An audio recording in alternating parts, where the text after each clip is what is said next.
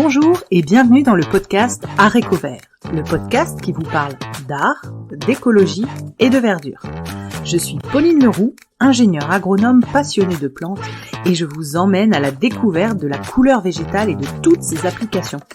Que ce soit dans le textile, l'ameublement, l'artisanat, la décoration et dans d'autres domaines, chaque jeudi et samedi à 7h30, je vous propose des épisodes riches avec des invités passionnants pour approfondir le sujet de la couleur végétale sur toute la chaîne de valeur. Mon but, fédérer et démocratiser la couleur végétale dans nos vies. Alors, c'est parti, bonne écoute.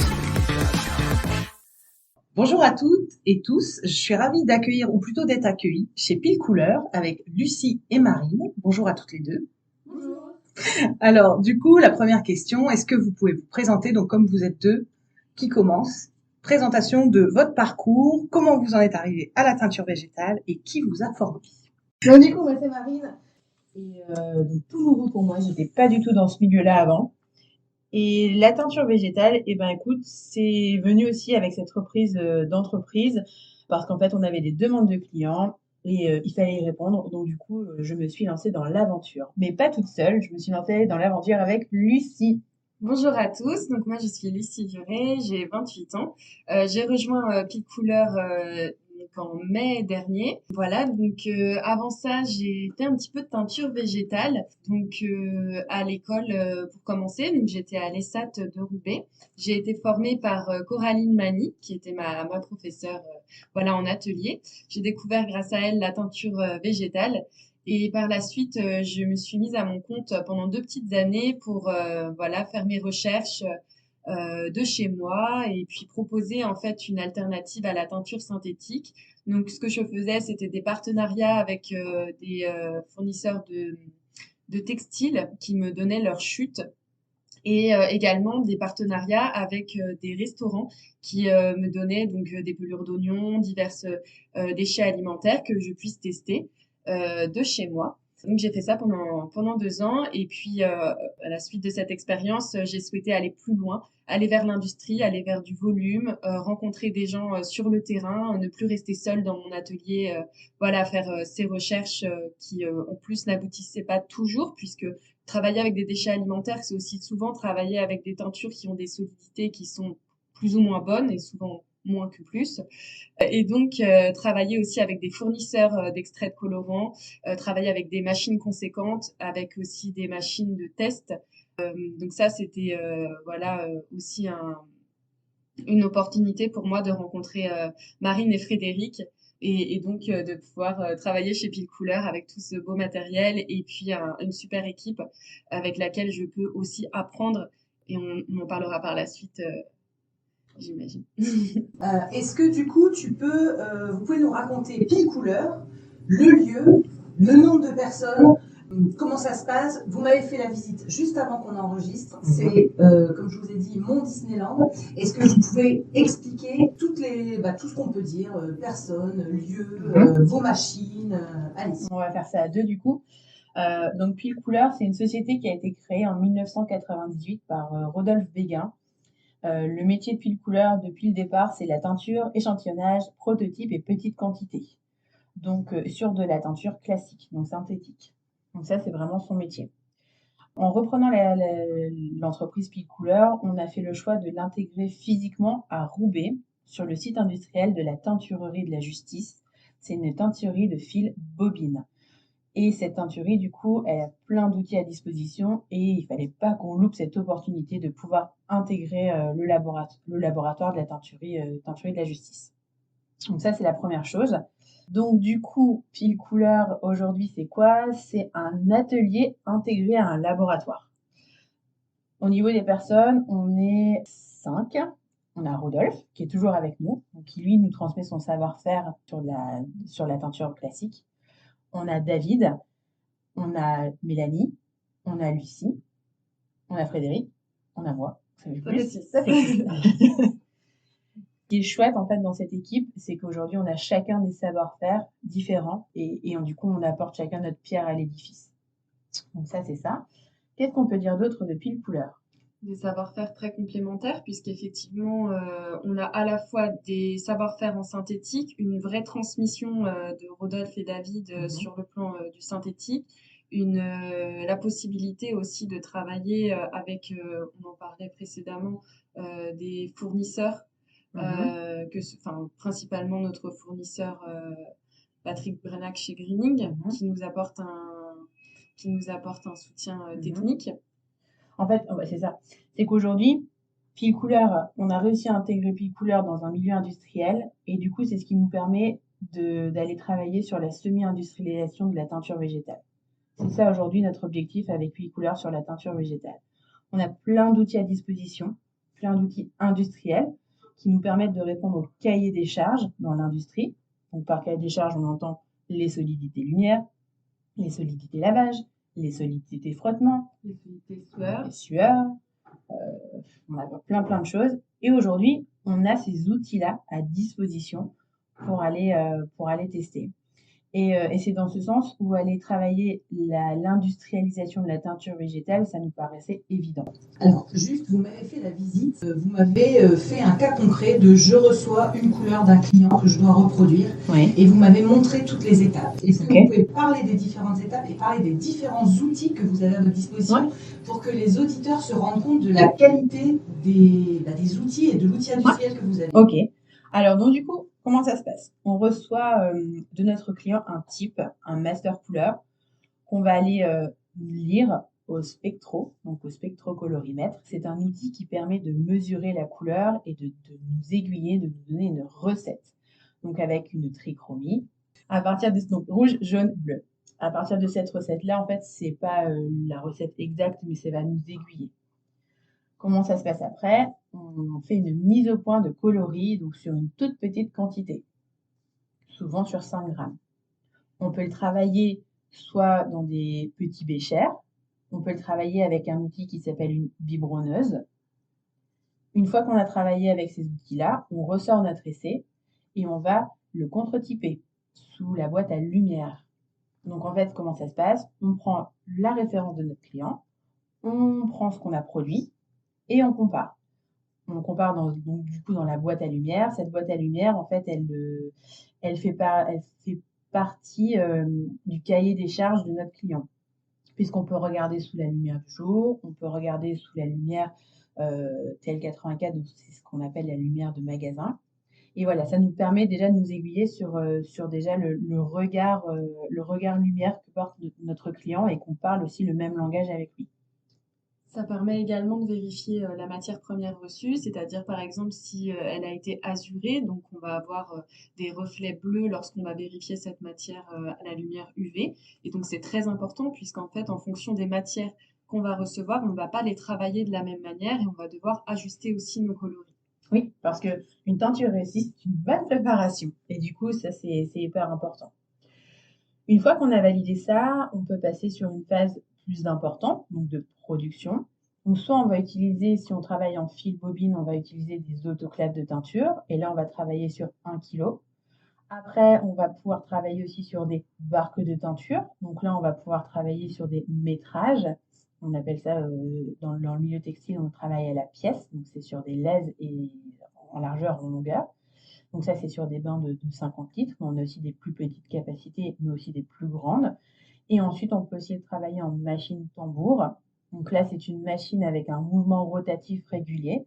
Et là, on a des petites machines avec des petites capacités de 4 kg, mais on peut avoir des capacités plus importantes de 30 kg minimum. Donc ça nous permet aussi d'adapter vraiment la réponse. On a des outils qui sont adaptés, réponse adaptée en fait aux besoins du client. Si c'est de la phase de prototypage, d'échantillonnage, de mise en collection, ou alors après si c'est de la mini-production. Une fois que ça c'est validé, on a la possibilité de travailler sur les tests. Donc, c'est ce qu'on expliquait, les scène tests, les xénotests. Donc ça, c'est des tests de solidité lumière, donc, qui répondent toujours aussi à cette industrialisation et du coup à ce cahier des charges qu'ont les clients.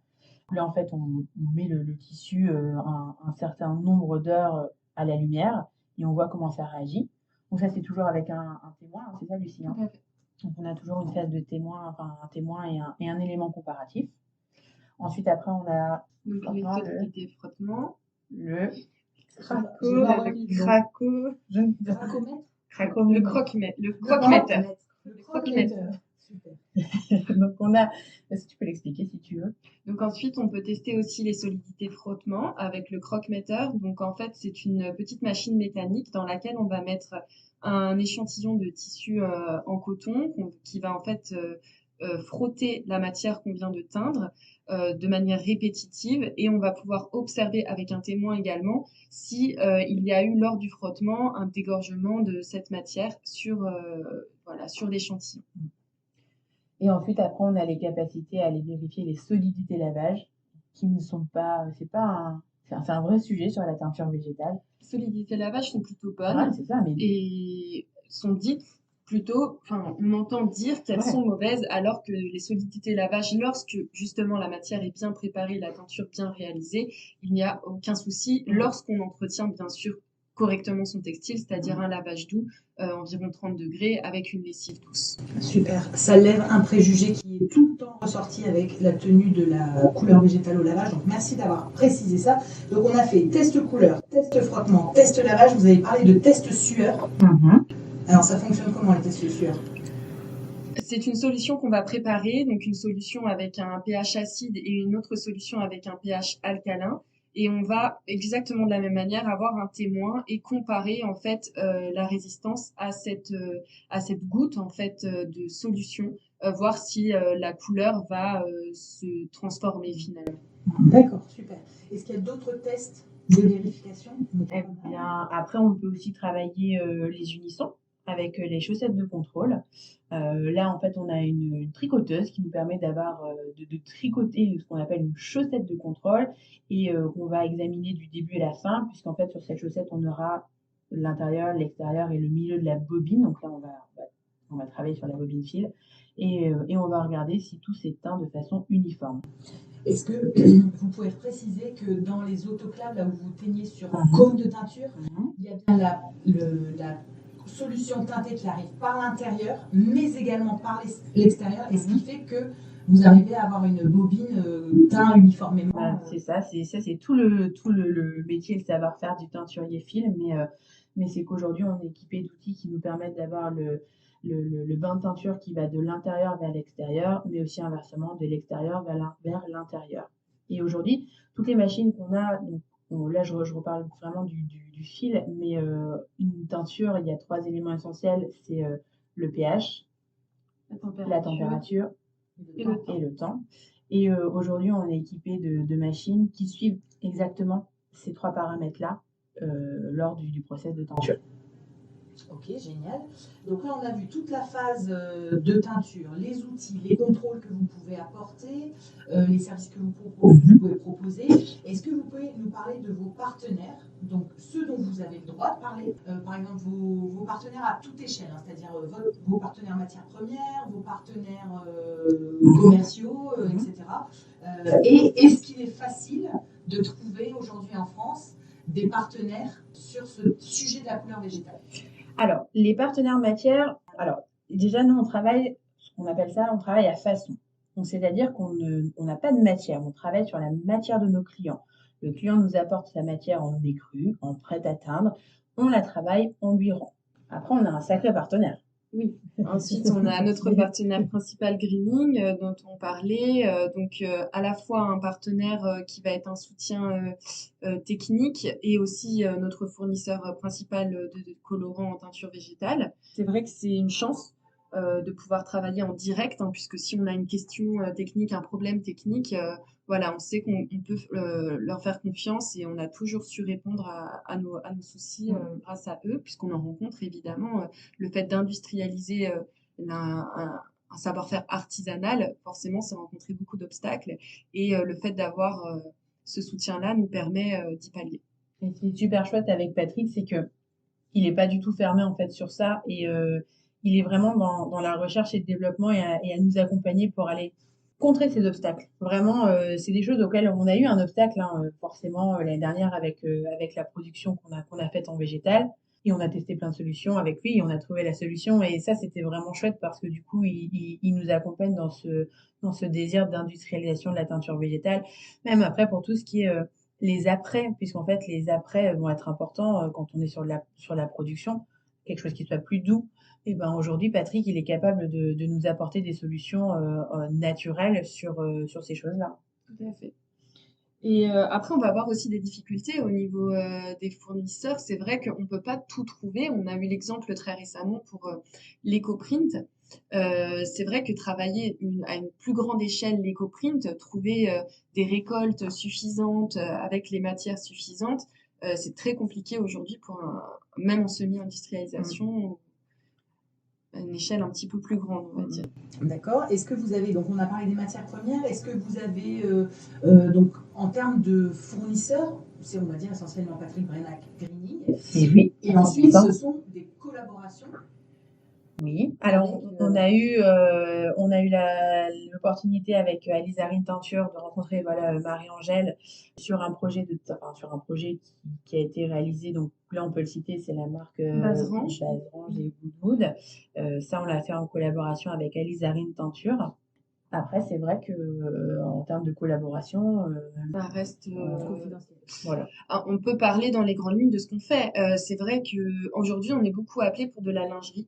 C'est ce qui revient le plus souvent, puisque notamment par rapport à ce cahier des charges dont on parlait, les solidités lumière, on le sait aujourd'hui, il est difficile d'avoir de bonnes solidités, voire de très bonnes solidités lumière avec la teinture végétale. Donc, c'est aussi choisir où appliquer et comment appliquer la teinture végétale. C'est vrai que pour de la lingerie, ça peut être plutôt adapté. Ça répond assez bien. Ok, alors est-ce que vous pouvez me parler un petit peu de... donc vous avez fait on va dire globalement un an, une bonne année que vous êtes donc sur Pilcouleur à réfléchir à la semi-industrialisation et de la teinture végétale et de l'éco-print, si je comprends bien. J'avais une question, il y a un élan, un mouvement sur la relocalisation en France, sur la couleur végétale. Qu'est-ce que vous avez comme... c'est une question en plus. Qu'est-ce que vous avez comme ressenti, vous, de votre année de votre année? Est-ce que vous voyez que c'est en train de prendre cette demande de la couleur végétale? De plus en plus. Je vais peut-être te laisser parler, Marine, par rapport à ça, vis-à-vis des salons ou des demandes que tu as pu avoir. Ouais, c'est vrai que moi, je suis plus en frontal, on va dire, avec le client. C'est vrai, ça existe. Enfin, elle est là, la demande du vrai retour au vrai Made in France et la relocalisation en France, elle est là. Dernièrement, j'ai de l'Inde, de la teinture en Inde qui va être relocalisée en France. Elle est là. J'ai une demande portugaise, enfin sur de la teinture portugaise qui demande d'être relocalisée en France. Donc elle est là. Après, elle a un coût réel. Elle s'explique. Elle s'explique vraiment. Donc voilà, ça c'est un vrai sujet. Dont on va parler juste après. Voilà, c'est un vrai sujet. Mais oui, il y a un retour, il y a un vrai retour quand même au Made in France. Et il y a un retour aussi aux matières naturelles aussi. Ça, c'est vrai. Ouais. On voit, donc il y a un épisode qui sort samedi sur le chanvre. On voit que le chanvre est en train d'exploser, le lin c'est pareil, et la filière laine en France est très active. Je ne trouve pas de partenaire sur la soie. Si vous en avez, je prends. Et donc, pour faire une transition, donc, quels sont les freins qui, selon vous, seraient à lever pour que la teinture végétale puisse reprendre une place comme alternative, mais sérieuse, sachant que je nuance bien. Le but, c'est pas que la teinture végétale remplace le synthétique, mais que la teinture végétale vienne dans le bouquet de solutions avec la teinture synthétique. Et quels sont les freins qu'il faudrait lever selon vous? Selon moi, selon nous, parce qu'on a discuté précédemment, c'est vrai que les freins qui sont à lever, il s'agit surtout en fait d'expliquer et de rassurer le consommateur et aussi les marques avec lesquelles on collabore concernant notamment les solidités. On l'a dit précédemment, les solidités lavage sont vraiment très bonnes lorsque on entretient correctement le textile. Frottement et sueur également, on n'a vraiment aucun souci aujourd'hui. On a ce souci avec la solidité lumière, mais ça va dépendre aussi de la demande de la marque, puisque s'il ne s'agit pas d'un rideau qui est exposé continuellement au soleil, on peut aussi faire certains compromis. Il y a peut-être aussi le fait d'apporter plus de transparence concernant l'origine des colorants naturels vis-à-vis des fournisseurs français, c'est-à-dire en fait lever des freins qui sont pourquoi, on en parlait précédemment, du prix, pourquoi c'est aussi cher. Si on connaît l'origine de produit, le coût du colorant peut s'expliquer également. Les temps de process également qui sont plus longs, le coût de la matière première qui peut être plus important. Mais tout ça, c'est très bien expliqué, notamment sur les sites internet. Le site internet de Greening, par exemple, il explique très très bien l'origine et la raison des différences aussi de coûts de certains colorants les uns entre les autres. Pour le vivre, les freins, c'est vraiment rassurer et bien expliquer que aujourd'hui ça peut répondre à un cahier des charges industriel. C'est ça. Qui est le nerf de la guerre aujourd'hui Qui pour les est, industries c'est ça en fait, c'est ça. Que ça puisse cocher leur cahier des charges qualité C'est ça. qui est nécessaire pour leur collection et leur process. Alors attention, je dis pas qu'on va pouvoir tout cocher. Il va falloir avoir un peu de flexibilité parce qu'on travaille quand même sur des colorants naturels, donc qui sont de la matière vivante quoi quelque part. Donc on pourra pas tout cocher, mais il faut aussi expliquer du coup derrière pourquoi. Et ça, et puis après, le deuxième frein, il faut pas le nier, c'est le coût en fait. Aujourd'hui, le coût, on fait beaucoup de développement et quand on part sur la semi-industrialisation, quand on donne le coût global de la teinture végétale, là on met un frein parce qu'on compare aussi au synthétique. Alors, super transition. Du coup, on s'était dit en préparant l'épisode qu'on aimerait nuancer cette histoire de coût et la décomposer. Au début, on va partir sur un t-shirt, je pense qu'on partira sur 1 kilo, c'est ça? Ouais, 1 kilo. Donc, l'idée, c'est est-ce que vous pouvez faire l'exercice de décomposer les coûts entre 1 kilo de teinture normale, classique, synthétique, et la même chose avec de la teinture naturelle.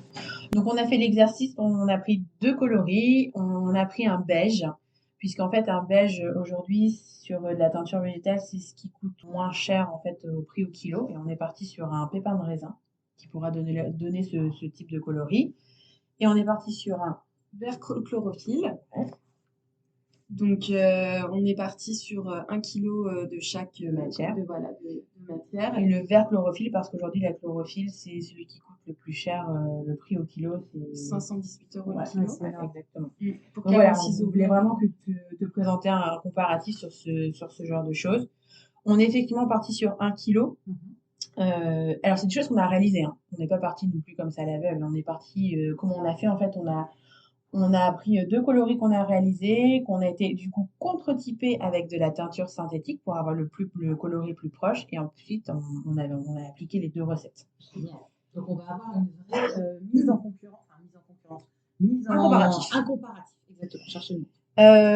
Alors du coup, on s'est basé sur 2 choses, sur 2 points, le coût du colorant et le temps process.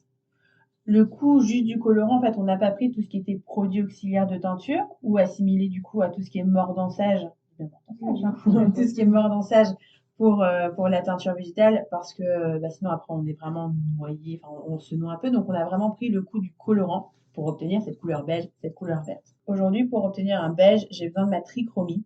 Et du coup, sur cette trichromie, le coût du colorant synthétique pour 1 kg de matière est de 2 centimes.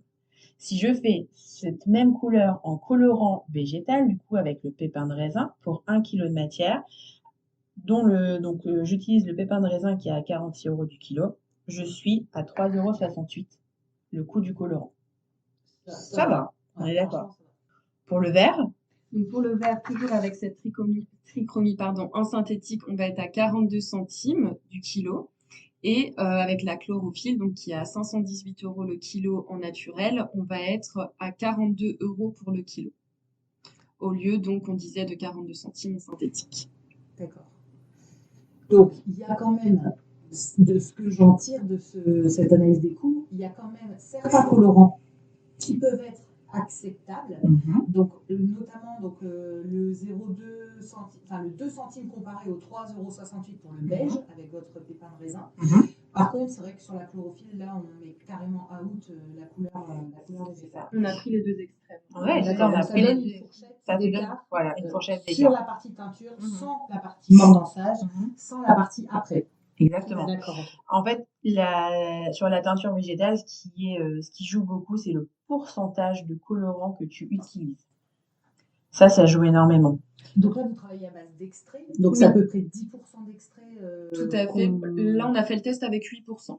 Par exemple, ce test-là, on l'a réalisé à 8%. Quand sur de la teinture synthétique, par exemple, pour un beige, au total, tu es à 0,15% de Le colorant. utilisé.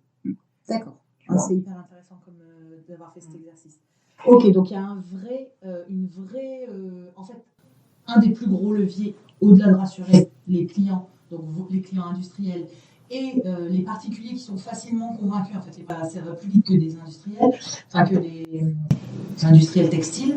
Il y a cette notion de coût qui est énorme. D'où votre réflexion, vous, de travailler à plus grande échelle pour écraser ces coûts. Oui, alors oui et non. En fait, le temps de process restera le même. Que tu travailles à grande échelle, qu'aujourd'hui tu travailles sur une machine de 4 kg ou une machine de 30 kg, ton temps de process sera le même. Par contre, ton coût du colorant va augmenter en fonction du poids de la matière que tu teins. Donc, oui et non.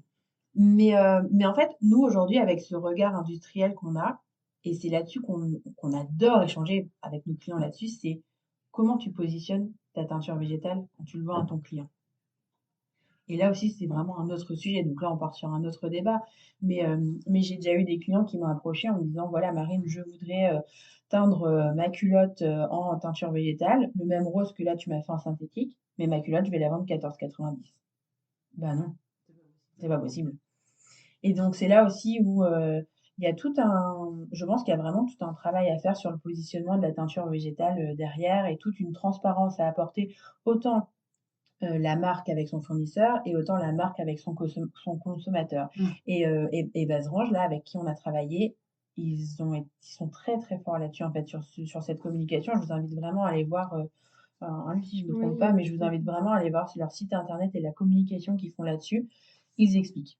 Vraiment. On a même été jusqu'à donner les fiches sécurité, enfin les fiches, pardon, des colorants de greening pour en fait pouvoir les apposer au hand tag des vêtements. Ça, et là, on est sur l'industrialisation de la teinture végétale. Ok, donc c'est beaucoup plus clair pour moi. Je vous remercie d'avoir fait cet exercice et de vous être prêté à ça. En temps de process, du coup, sur les temps de process, vous avez fait un petit... Bah on peut estimer aujourd'hui un temps de process sur du coton en teinture synthétique, enfin en teinture normale, tu vas être à 4 heures de process. Quand sur de la teinture végétale, tu es entre 6 et 8 heures. Donc, ça va, ça se tient. Ouais. Ok. En termes de délai, aujourd'hui, sur la tulipe couleur, on va être entre 48 et 72 heures au coloris. Sur la teinture la teinture classique. Demain, avec la teinture végétale, on n'est pas gêné de pouvoir répondre au coloris en une semaine. D'accord. Quand tu dis répondre au coloris, c'est-à-dire faire un coloris. Proposer un coloris. Une couleur que tu as testé, etc. Donc on voit que temps de process, c'est pas franchement beaucoup plus. Non. On voit que point de vue coût, il y a des alternatives avec des colorants naturels plus abordables, sûrement parce qu'ils sont en plus grande quantité ou sûrement parce qu'ils sont moins chers à produire. Donc du coup, ça veut dire que dans ce que j'entends de votre témoignage, ça veut dire que rien n'est fermé, c'est juste que c'est adaptable à chaque type de plante qu'on va utiliser. Complètement. Ça va vraiment dépendre du colorant.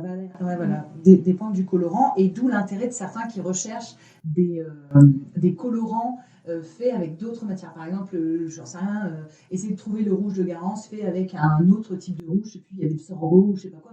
Trouver des alternatives moins coûteuses, plus abondantes et moins rares.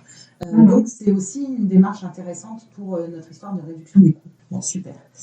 J'avais une question importante à vous poser, c'est vous êtes les premières que j'ai au micro qui êtes à ce niveau d'avancement dans la semi-industrialisation.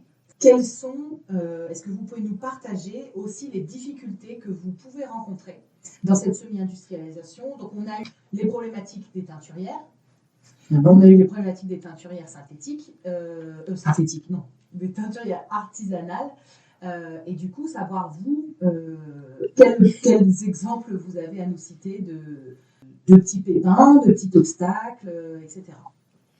Eh bien, en fait, c'est vrai que pour nommer quelques exemples, on va avoir l'encrassage des machines. Ça, c'est un souci qu'on a en naturel, c'est-à-dire que toute la partie biberonneuse, petite échelle déjà sur du fil, on va avoir tendance à avoir nos machines qui vont plus facilement s'encrasser. Certainement aussi que c'est lié à la quantité de colorant qui est plus importante et qu'on utilise, mais aussi lié au fait que justement ce ne sont pas des colorants de synthèse et donc pas des colorants qui ont été créés pour ces machines. Et donc on doit adapter aussi notre manière d'utiliser les machines, de les nettoyer, de les performer par rapport aux colorants qu'on utilise. Ça peut pas être dû, par exemple, si vous travaillez la laine, aux soins là, qui restent ou des trucs comme ça. Non, parce que Alors, vous recevez des produits propres. Nous, les prêt-à-teindre. Vous refaites une phase de nettoyage. Nous, on refait une phase de nettoyage dans tous les cas parce qu'on doit préparer la matière et vraiment, c'est important de préparer la matière. Donc, dans tous les cas, on la nettoie. Mais c'est vrai qu'aujourd'hui, quand on dévie un peu nos machines de teinture classique vers de la teinture naturelle, on voit que ça s'encrasse.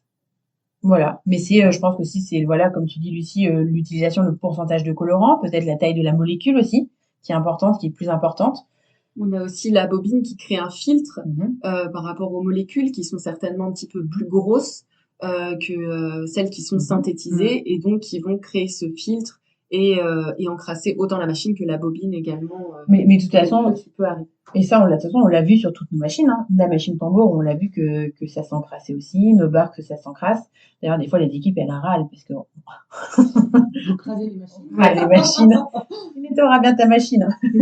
Mais non, c'est une petite blague, mais ça, c'est sur l'industrialisation de la teinture végétale, oui, c'est vraiment c'est un constat. Il y a une solution qui existe, mais c'est pas des choses qu'on voit quand on va teindre de la laine. Par exemple, de la laine sur la même machine, il n'y a pas de problème là-dessus. Donc voilà, ça c'est sur l'industrialisation de la teinture végétale, ça c'est un sujet, mais qui a sa solution. Oui, et en fait chaque petite manipulation qui vont être faites lorsqu'on travaille de manière plus artisanale, comme je faisais précédemment à mon compte, c'est vrai que quand on passe à l'échelle industrielle, chaque petite manipulation compte dans le temps de process, et donc il faut pouvoir tout anticiper. Voilà, donc oui, une machine encrassée, ça compte aussi. Ça peut être aussi la préparation, la dilution des colorants naturels qui va être différente des colorants de synthèse et tout ça prend du temps. Il faut parfois filtrer, tamiser, etc. Et tout ça, ça prend du temps, un temps qu'on n'a pas en colorant de synthèse. Et donc c'est à prendre en compte. Et en industrie, le temps c'est de l'argent. C'est ça. Ah. Donc ça, c'est le premier petit point à relever, donc l'encrassage des machines. Est-ce que vous aviez d'autres petits soucis à ce passage à l'industrialisation? On a certains process artisanaux, justement, j'en parlais, qui sont difficilement reproductibles de manière semi-industrielle. En ce qui concerne les manipulations manuelles, on a le cas notamment des éco-prints. Marteler des feuilles les unes après les autres sur des métrages immenses de tissus, c'est très compliqué à envisager d'un point de vue même semi-industriel.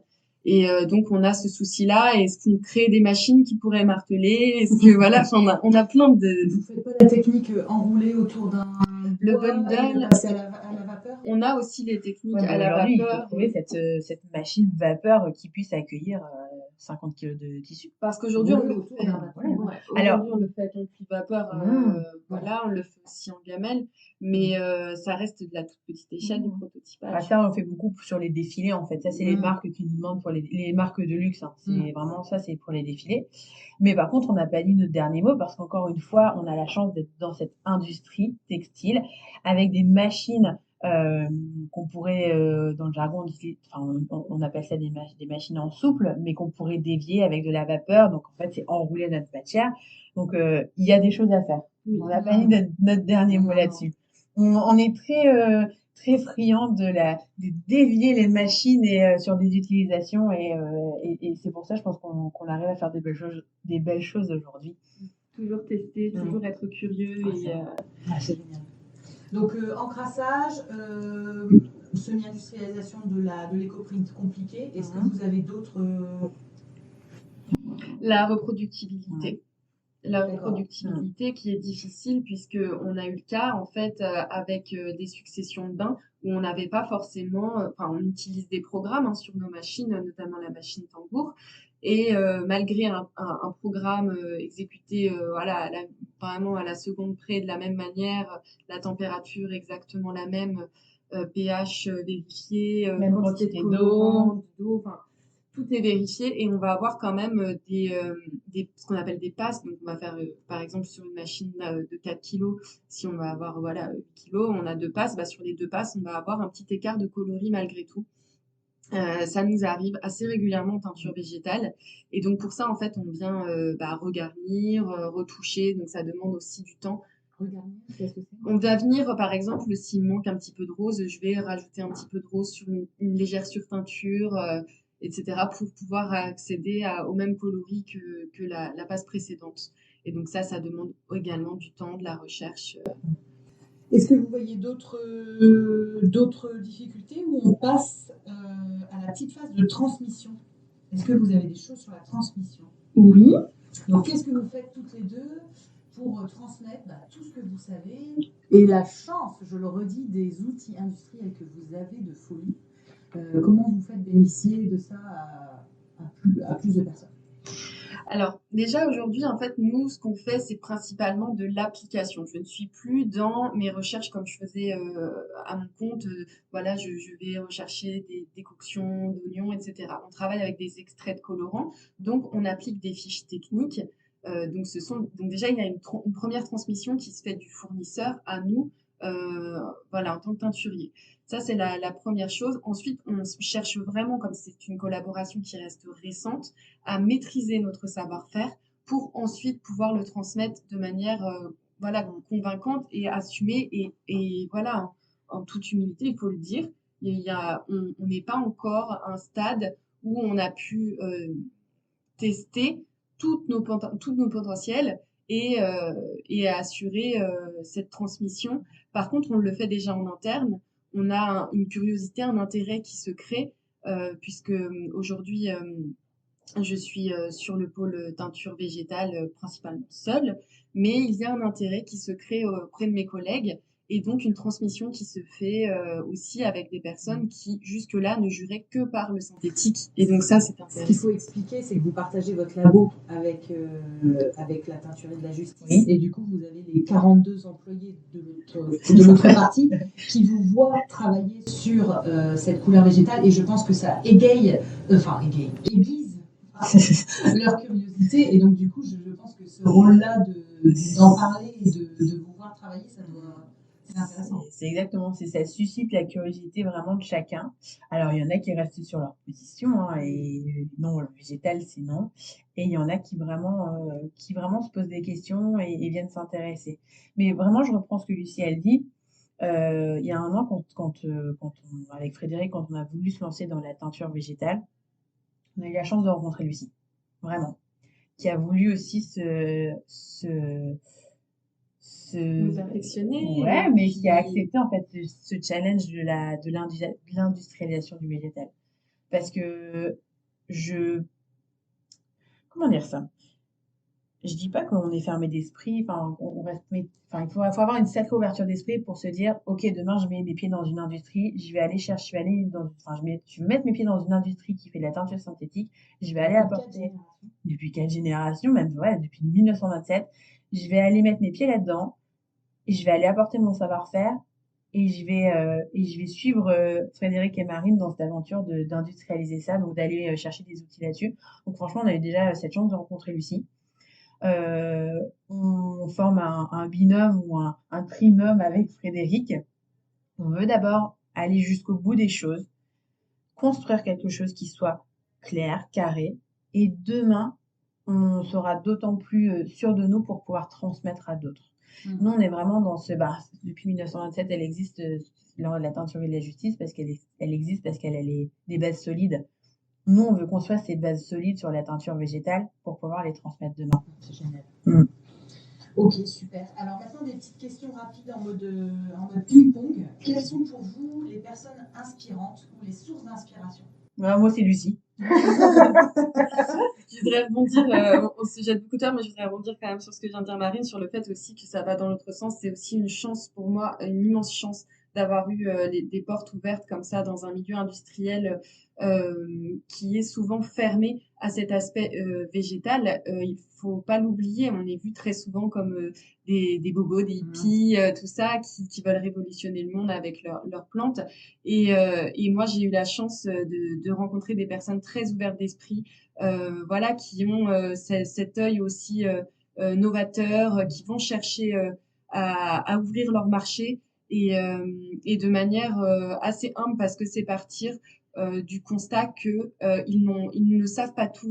Pourtant, on parle quand même d'une industrie, d'une entreprise qui a voilà qui a un vrai savoir-faire, qui est très très riche de savoir-faire, de compétences depuis des générations et qui me permet cette ouverture industrielle. Donc c'est vraiment une grande chance et je pense que c'est cette envie qui vient des deux côtés qui nous permet aussi de travailler de manière conséquente et d'appeler aussi des futurs clients à partager ce petit voyage qu'on est en train de faire, quoi.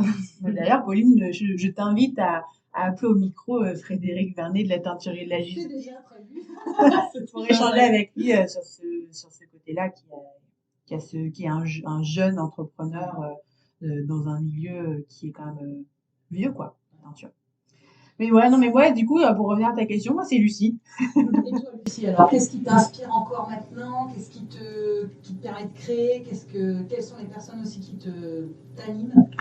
Alors les personnes qui m'animent, déjà au quotidien, c'est vraiment ce travail d'équipe avec parce que je travaille le végétal mais aussi le synthétique et en fait on s'apporte les uns les autres ici dans l'entreprise que ce soit avec Teinturerie de la Justice et Pile Couleur.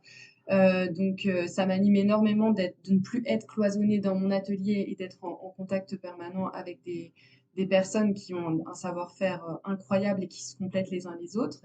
Il y a également forcément les grands noms de la teinture végétale, hein, Dominique Cardon, Michel Garcia. Je sais que vous avez reçu Charlotte Marambert également, que j'ai eu la chance de rencontrer au Fashion Green Hub, qui est vraiment une personne riche de savoir-faire et vraiment, voilà, il y a énormément de personnes comme ça qu'on a la chance de rencontrer sur ce terrain de la teinture naturelle. Et puis, je pense que c'est que le début et j'espère que ça va continuer comme ça encore. Alors, du coup, ensuite, est-ce que si vous étiez une plante colorante, vous pourriez me dire, mais c'est un exercice important. Laquelle seriez-vous et pourquoi?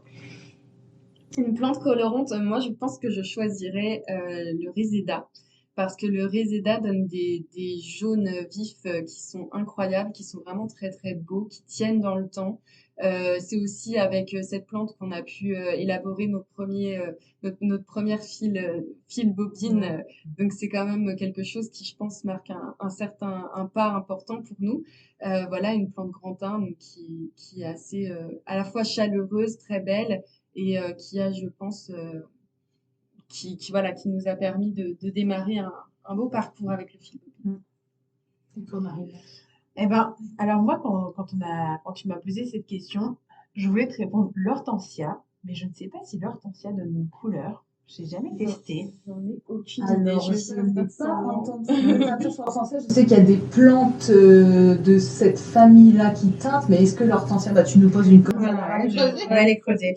Mais sinon, alors qui n'est pas forcément ma fleur préférée, mais en fait, j'ai vu des super résultats en éco-print avec Lucie, mais sur la rose.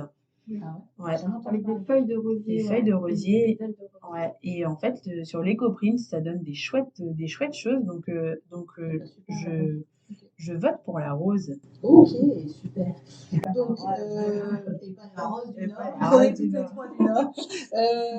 Quelle fibre de prédilection? Donc, on le rappelle parce qu'on ne l'a pas bien dit, mais vous teignez en couleur végétale toutes. Vous avez la possibilité de faire toutes les fibres. Oui. Donc, laine, lin, chanvre, soie. Et même, on a essayé sur Ah du oui. polyamide. Voilà. On a même essayé sur le polyamide, donc qui n'est pas une matière naturelle. Mais comme on le disait, on adore tester et on a testé sur le polyamide. Mais du coup, si on était une fibre, à l'unanimité, c'est la soie. Ouais.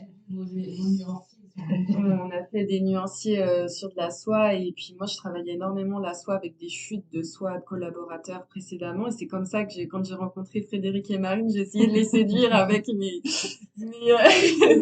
chutes de soie teintes en teinture naturelle parce que les reflets, la couleur est juste sublimée en fait par la soie en naturel. Tu étais même venue avec un foulard. Oui, tout à fait. Et plusieurs échantillons. Mais ouais, mais aujourd'hui, c'est la soie parce que vraiment, les résultats et les effets dessus, c'est... Apparemment, c'est les fibres protéiques qui prennent le plus de couleurs et que la soie vraiment avec les... Comment on appelle ça? Ouais, tu vois, l'effet miroir, là, c'est un nom qui en fait révèle à fond la couleur végétale. D'accord, bah, vous êtes les premières qui me parlent de la soie, je suis ravie. Vos prochains projets, qu'est-ce qu'on peut vous souhaiter à toutes les deux? Parce que d'habitude, je ne prends pas la parole là-dessus, mais je vous avoue, j'ai adoré la visite qu'on a fait ensemble. Je trouve que vous avez un potentiel par votre binôme extraordinaire. Vous avez des machines à disposition de folie. C'est-à-dire que tous les noms que j'ai entendus, je les ai vus chez vous dans votre atelier. Vous avez un outil de travail incroyable. Des conditions de travail, c'est lumineux, c'est propre, c'est agréable, enfin vraiment génial. Je ne sais plus pourquoi je dis ça, mais vraiment pour vous dire que c'était pour moi, je vous remercie toutes les deux parce que vous avez pris le temps de me partager ça que je ne connaissais pas. C'était vraiment un énorme coup de cœur. Bah, chouette. Et je pense que vous avez l'humilité et vous travaillez de manière à être, comment on va dire, certaine de vous avant de communiquer quoi que ce soit, mais que vous avez un potentiel de folie vu les machines qu'il y a derrière l'endroit où on se parle. Donc franchement, je vous invite, si vous avez des avancées, à ce qu'on en reparle au podcast parce que je pense que vous allez aller très loin toutes les deux vu tout ce que vous avez. Ce que vous avez derrière. Bah, je vous remercie de tête pour les gens, pour pas comprendre, mais à l'atelier. Merci Pauline. Bah, de toute façon, c'était aussi plaisir partagé. Et nos prochains projets, là, c'est d'aller proposer de la teinture végétale sur fil bobine. Mais pas de façon artisanale, mais d'aller proposer plusieurs kilos, voire, j'espère peut-être nous souhaiter plusieurs centaines de kilos. En fil bobine pour qu'après les tisseurs, les tricoteurs puissent le travailler sur plein de choses. Puis peut-être aller voir des machines de plus grande capacité aussi en peinture pièce. C'est des idées qu'on a aussi à avoir. Ouais. Bon, bah super. Bah, écoutez les filles, j'ai une dernière question à vous poser. C'est à qui vous aimeriez passer le micro? J'ai un peu cru comprendre. Ah oui, bah. J'ai envie de me dire, mince, à qui? Ah oui, ah bah moi, je le passe volontiers à Frédéric Vernet, du coup, qui est le gérant de la teinturerie de la Justice et qui est aussi le gérant de l'atelier Pile Couleur. Mais je pense que ça peut être vraiment un super échange à avoir avec lui, de par son dynamisme, sa vision aussi de l'ennoblissement en règle générale, puisqu'on est des ennoblisseurs, hein. On est des teinturiers, mais on est des ennoblisseurs puisqu'on travaille la matière. Et je pense que ça peut être vraiment un chouette échange à avoir avec lui. Et pourquoi pas avec mon chef laboratoire David, qui a aussi un pied dans la teinture, enfin qui est avant tout un teinturier en synthétique et donc pour ça au niveau coloris et je pense que ça peut être intéressant d'avoir une vision aussi teinture synthétique puisque c'est quelqu'un qui même s'il ne touche pas à la teinture végétale, il touche aussi un petit peu sur son côté cuir, il a un intérêt pour le cuir et la tannerie. Qui peut être intéressant, je pense, À combiner. à combiner, tout à fait. Bon, bah super. Bah écoutez, parfait. Je vous invite à me rejoindre sur ma page Instagram Arécovert, ARTECOVERT, pour y découvrir le nom des prochains invités. Je me permets de vous rappeler que la seule manière de soutenir ce podcast est de le noter et le commenter sur la plateforme d'écoute de votre choix. C'est ainsi qu'on arrivera à faire porter la voix de ces passionnés de la couleur végétale. Merci à tous!